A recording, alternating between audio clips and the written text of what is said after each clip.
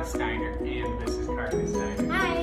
Collectively, we are Carlisle Center, and for Sunday Sit Down this month of May, we are going to be talking about behavior.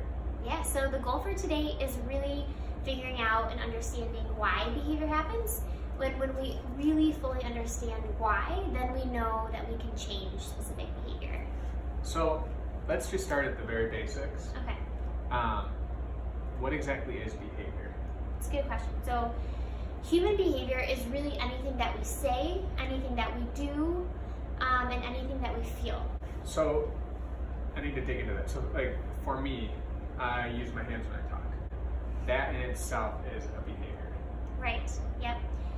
So, you using your hands when you talk, you actually speaking, you getting up, walking around, opening up a bag of chips, eating them, those are all examples of human behavior, right?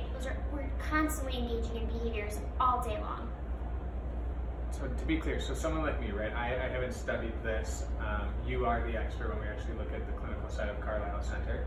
I think for an individual like myself, I don't necessarily think of behavior as everyday actions or anything. For me, I think a behavior is much more going to be something that might be drastic or negative, a lot of time negative. Right. But really, anything at all can be a behavior. Yes. We always think about behaviors being something really negative or something bad that happens. We always talk about, he's engaging in lots of behaviors today, and we want to make it clear that behavior isn't just bad behavior, behavior is good behavior as well. There's lots of, or it could be very neutral, right? So how do we understand why some behaviors happen and then why others don't? Yeah, so that's kind of what we're going to focus on next, right? So we're going to talk about something called the Three Term Contingency. Okay. In applied behavior analysis, we're really looking at what happens right before a behavior occurs and what happens right after a behavior occurs. When we fully understand those two things in this three-term contingency, then we can understand why the behavior happens, right?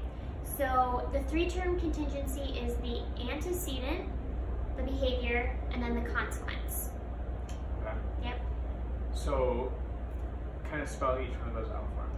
Okay, so the first one is antecedent, right? And that is whatever happens right before a behavior occurs. Okay. Okay, so for an example, let's just go into maybe an example real fast. Say a child's playing on the computer, he's having fun, he's playing his favorite computer game. Mom comes over and gives him his homework, right? So he's playing on the computer, having fun. Oh, homework is presented in front of him. That would be an antecedent. The homework. The homework, right? Okay. Presentation of the homework. Oh, then the child starts to engage in a problem behavior. Not a good behavior or a neutral behavior, but a problem behavior. So he starts whining. Oh, I don't want to do my homework today. I don't want to, Mom. Don't make me. Right? So we know that behavior, the antecedent, was the thing that happened right before it. Right? So that was the trigger for that behavior to occur.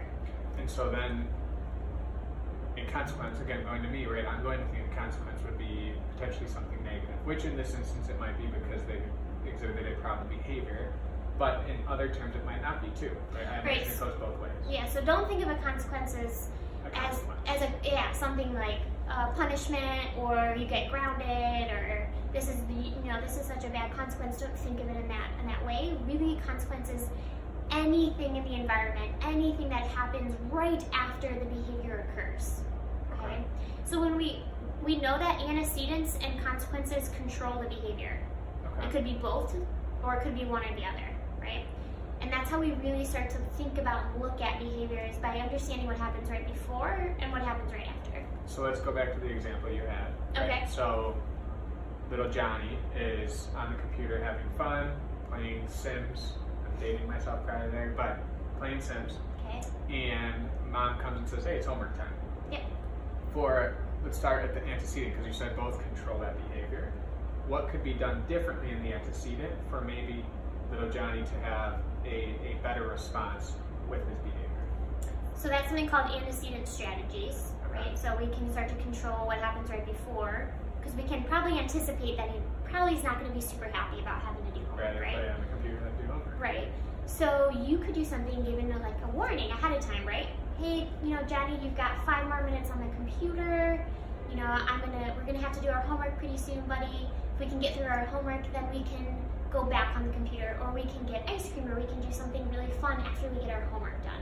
So kind of setting up the environment, we sometimes can control the antecedent, change it a little bit, so that can help mitigate some of the behavior. So antecedents and consequences control that behavior. And so on the flip end with the consequence, if we go down this path of the antecedent saying, hey, 5 more minutes, then we have to jump into homework, and then little Johnny responds with a behavior that is a positive behavior, a neutral behavior, what might a few examples of a consequence be?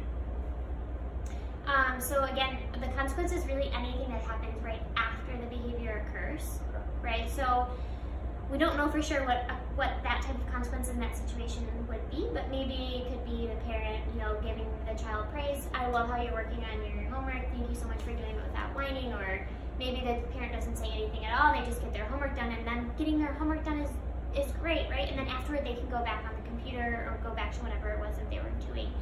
So we just have to think about consequence not in terms of something that is always artificial that's put into the environment, but consequence is really just anything that happens after a behavior occurs. So with the antecedent and with the consequence, we control the behavior. Yes. Either one or the other, or collectively. Exactly, yep. So let's go through one more example from start to finish, just so we ensure that everyone really understands exactly how this three-term contingency works. Okay. And how they might be able to deploy it in their homes.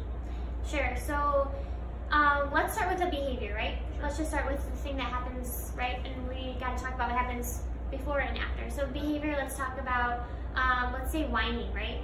Whining behavior and crying behavior. So that behavior we want to look at, and we want to think about it in very observable terms. Okay. So we see the child's whining, right? We see they're crying. And the antecedent that happened right before maybe that behavior occurred could be the presentation of the homework. Okay? Presentation of the homework, whining and crying happen, and a possible consequence could be the parent ignores the behavior and continues making them do their homework. So when we talk about looking at observable, just to ensure that I understand, what does that mean exactly for the behavior when you're looking at an observable term?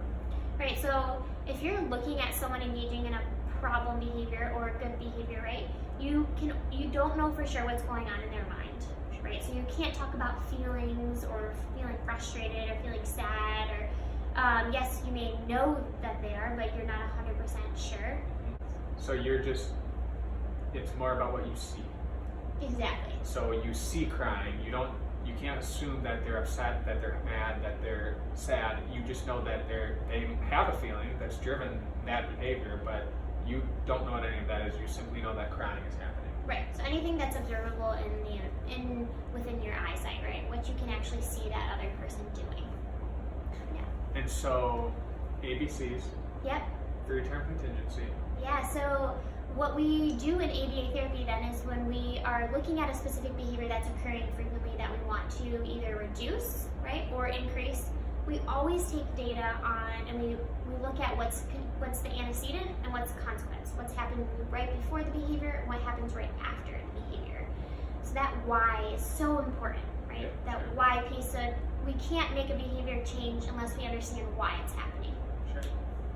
And you're going to be writing a blog about that for Monday? Yeah, so once we've really figured out and looked at the antecedent and the consequence, and we've taken a lot of really solid data on that three-term contingency, then we start to think about the 4 functions of behavior. So there's 4 reasons why behaviors happen, good and bad behaviors. And we're going to dig into that a little bit deeper in a blog post that comes out on Monday morning. Yeah. Carly, you're the expert. You're far smarter than me. Thank you guys for tuning in to Carlisle Center Sunday Sit Down every second Sunday of every month. Yeah, and if you guys have any questions about antecedents and consequences, and how you can start taking data on some behaviors that you may be seeing within your home, you can always reach out to us. Thanks, guys.